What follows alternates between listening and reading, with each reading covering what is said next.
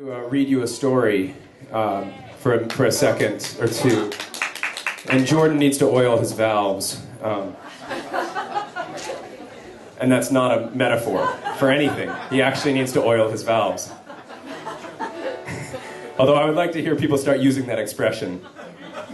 Gonna go oil the valves.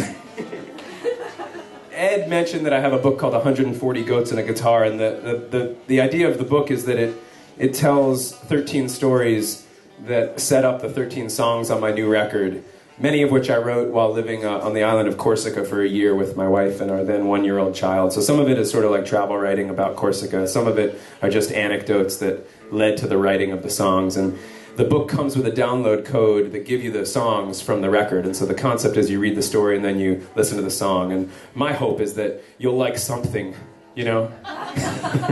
What we're going to do is I'm going to read you the story called Empty Tank Denial, which sets up the song Parachute. We'll play that song for you next. And just by a bit of a backstory, because I'm not going to read you the whole thing, but the story begins with me explaining my philosophy of gas tank management, which is basically that I believe that the perfect tank of gas is one in which you coast on empty into the station to refuel. Yeah, and I get the same reaction most of the time. Like, there's like one dude who laughs real hard because he feels the same way. A couple other men laugh awkwardly, and no woman laughs at all. Like, I am getting such a stare down from this woman right here in pink jacket. Don't mention it, my husband's just like that. You. Anyway. After I explain why I feel that way, I then tell you two of the several stories of which I ran out of gas, thus proving that this is not I'm not telling you my theory so that you will adopt it. It's totally irrational. You shouldn't adopt it. All right.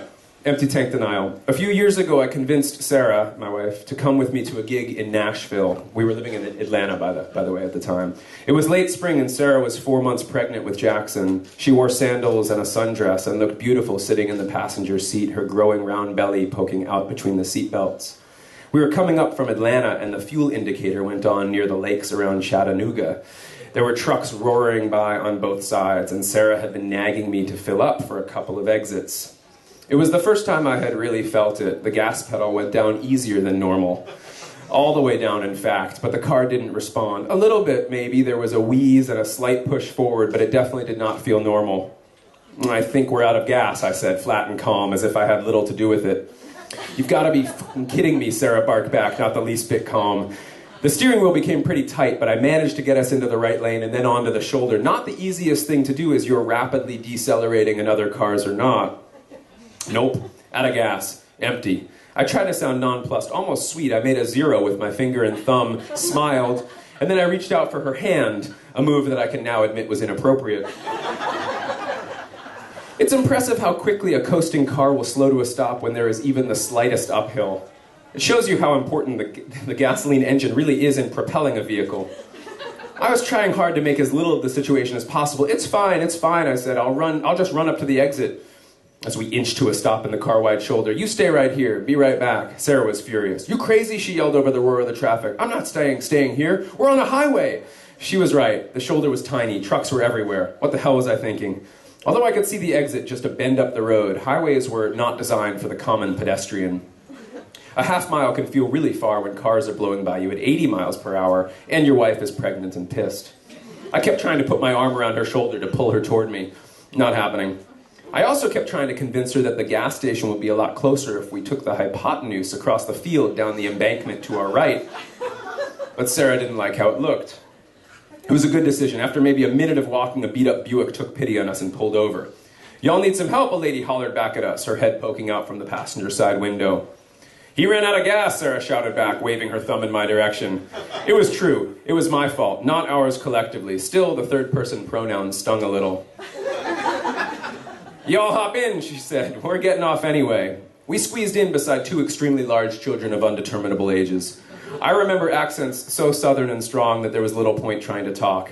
Yet I also remember that Sarah, who isn't normally very talkative among strangers, couldn't wait to chat it up with them, as if after driving for 2 hours with me, she finally felt she was among people she could relate to. This wasn't his first time, you know, Sarah announced immediately as I closed the door. He's always almost running out of gas. The entire few-minute drive involved them collectively ridiculing me and suggesting that Sarah would be better off making her way alone in the world or staying and raising our baby with them. Luckily, she didn't agree to either proposition, and we both got out of the back seat of the Exxon, thanking them warmly. I bought a jerry can, put in a gallon or so, and we began our trek back to the car. This time, the temptation to cut across the Wendy's parking lot and out across that field was too strong even for Sarah. We set off. Seemed like a good idea for the first 5 minutes or so. The grass was long, and there was a strange and unique post-industrial American beauty to the scene. There we were, holding hands now, as Sarah had finally begun to soften, smile a little, and let me back in, walking across this oddly empty expanse of unused grassland, a vintage leather handbag in her other hand, a red plastic jug of fuel in mine. This postmodern calm ended when the field started to get a bit wet. Marshy is a word one might use. The marsh quickly turned to bog, and the bog became more or less like a sunken swamp. Sarah, you might remember, was in sandals and pregnant. At first we figured it was going to just be a couple of puddles, a wet patch. You figure something like that will dry up, so we forged ahead. But then before we knew it, we were in deep enough that it was really unpleasant. We were too far in to turn back. Needless to say, Sarah dropped my hand. She slogged on ahead. Who knew what it was we were walking through? Up until that moment in Sarah's pregnancy, I had been worried about anything and everything she breathed. Anything she put in her mouth, anything that touched her skin, went into her hair. Now I had led her into the runoff from a major interstate, a few fast food restaurants, a couple gas stations, and Lord knows what other kinds of crap. When we came to the base of a hill above which was the highway and our waiting car, the land began to dry out. Thank God, I shouted up at Sarah. She didn't respond or even look back. She was waiting for me, arms at the hips, looking off toward the hill and sort of shaking her head. "There's a frickin' fence here," she screamed. It was low enough to scale, but there was this small strip of barbed wire curling on top of it. It was just barely barbed, but it was barbed. "Should we go back?" I asked nervously. She said, "Hell no," and without hesitation chucked her sandals and bag onto the other side, then up and over. Man, I was in love with her. It took me quite a bit more maneuvering, but we both made it without scratches or cuts, put in enough gas to get us back to the Exxon, and then we filled up the proper way. We washed all the muck off our legs in the restroom and drove the rest of the way to Nashville in silence. A couple years went by without incident. Jackson was born. We moved to New York, then we moved to Corsica. Upon return to America, we purchased a fuel-efficient hybrid vehicle, a Prius. It has a computer screen that tells your average mileage per gallon and also gauges what you're getting at the moment. You can watch the bar drop as you rev the engine and see it soar to 100 miles per gallon when you coast down a hill. For the first few months driving the vehicle, I was obsessed with the screen. It changed the way I drove. I no longer hurried anywhere. I drove a lot slower. I took my foot off the gas, using gravity whenever possible. I looked condescendingly on drivers who honked and cut me off. I wasn't necessarily a safer driver, just a slower, more self-righteous one. My habits pissed everybody off who drove with me. "Feels like we're in a golf cart," Jordan would say. I'd ignore him, going on and on about my mileage while we rolled comfortably and quietly toward whatever gig we were heading to. My driving eventually returned to normal, and as it did, I found that my empty tank denial was still strong. In fact, it was perhaps stronger. In the Prius, it seemed literally impossible to run out of gas. I got almost 50 miles to the gallon on good days. The computer told me everything. I could estimate how much gas I had left with near pinpoint accuracy. Because of this technology, when Jordan and I were en route to a show in Memphis, I knew we could make it another 10 miles to refuel at the exit that had a Panera. I ignored his advice at each of the prior 3 exits to get gas. I don't regret waiting until the Panera exit. What I do regret, however, was that I didn't pull right into the gas station when we got off. I insisted we eat first. When we got back into the car and I pressed the ignition button, a red triangle with an exclamation point lit up. I hadn't seen that one before, so I just ignored it and pulled right back out toward the gas station. We made it maybe 20, 30 feet down the road, and then the gas pedal had that familiar lightness. I knew the feeling. You don't forget it. I turned to Jordan. "Empty," I said as nonchalantly as possible. The look Jordan gave me was different than Sarah's had been when I told her we ran out of gas. There was still some love behind Sarah's glare, if buried deep. Maybe it said, "I can't believe I married you," but it still said somewhere, "This is the man I married." Jordan's was simpler, something like, "You are a stupid, stupid man." The act seemed to trump 3 years of touring together, seemed to negate any impression made by long late-night conversations on the road, songs written, etc. He just shook his head and decided my brain was pea-sized, my skill set non-existent, and as I set off on foot across the I-20 overpass to purchase $3 of gas and yet another red jug, I had to admit he was kind of right.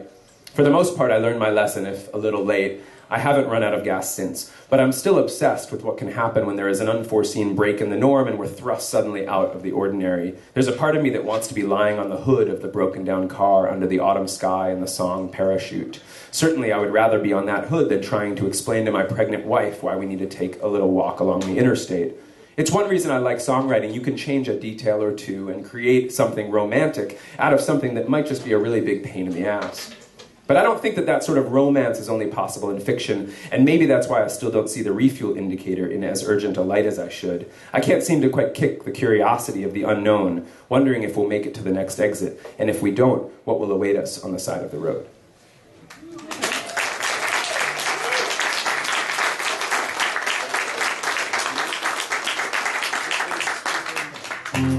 Ba ba ba ba ba ba ba ba ba ba ba ba ba ba ba ba ba. Driving back to Massachusetts in your daddy's car, top down, we saw all the stars. Lying waiting for the fall to get back where you are. Top down and talk about it all. Top down, your heart is like a parachute. It only opens when you fall. Driving back to Massachusetts in your daddy's car, broke down, yeah, we broke down. Lying back against the windshield, cars were blowing by, and you cried, wrapped up in my arms. You cried, your heart is like a parachute. It only opens when you fall. Your heart is like a parachute. It opens when you're falling down. But look at me, I'm falling now. Come let me pull you over. An old autumn sky, you and I, trying to see so far. Oh, autumn sky, you and I, trying to see too far.